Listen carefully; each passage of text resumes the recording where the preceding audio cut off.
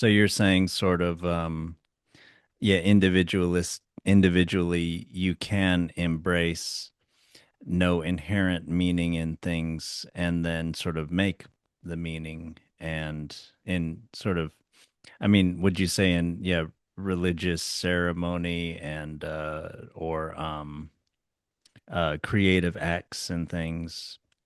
I mean, creativity and artistic work is kind of a big part of like our modern sort of values. You know, we tend to value the artist maybe more than anybody else, and um, but yeah, would you say that's how we sort of create meaning and Well, it's interesting, right? do? Because our as Vervaeke points out, we're in a bit of a meaning crisis as a society. And I would say traditionally the arts are one of if not the strongest wellspring of meaning of of when life is beautiful, we sense there's a meaning. It's like, oh, this is great, this is good, there's something to it. Mm, And but like I said, it comes from intention. So like where do we utilize the arts these days? Like I don't see any. I see a lot of new architecture that's ugly as hell. There's not a lot of art there. Um, most of the beauty that we see, the creativity that is utilized in the market is telling movies, you know, mm. and to the degree that the director, the screenwriter is trying to tell a story that has meaning for the audience.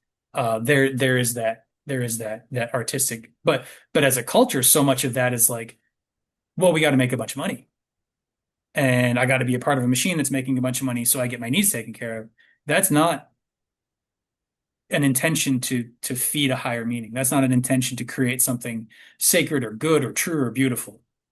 It's just to get your needs met. And so you're still operating on that marketplace level. You haven't aimed for something higher.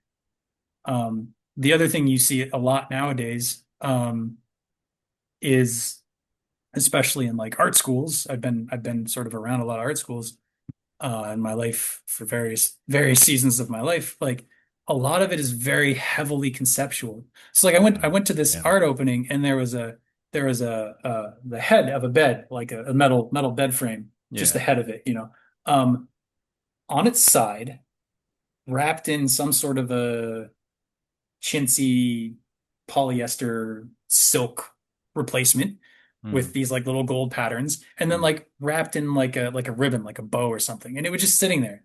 And like I'm sure if I read the artist's statement of what it was supposed to mean, maybe I'd get something from it, but it's so head-based. It's so just trying to make a point or critique society, or like, and all of that is usually like a mix of, well, I'm trying to do something good, and like I want people to see how smart I am, which again, Yeah, I want yeah. people to see how smart I am is the marketplace level. You're just trying to one up somebody. You're not trying to give your life over to a higher power. You're not trying to convince the higher power to come and enliven us.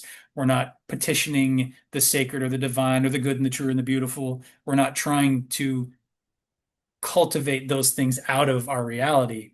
We don't Mm, think we can. So therefore, the best we can do is try and survive. And you do have to survive. Like I'm not going to say I have my problems with money. I have my problems with income and all of that. But if you don't, if that's all you focus on, then you fall into the wrong kind of nihilism. You blame the world for being meaningless. You blame the world because you feel empty. Um, and the reason you feel empty is because, at least nowadays, the world that we're all born into does not teach us how to generate this meaning. It doesn't show yeah. us how to find the sacred. And so we don't even realize it's possible.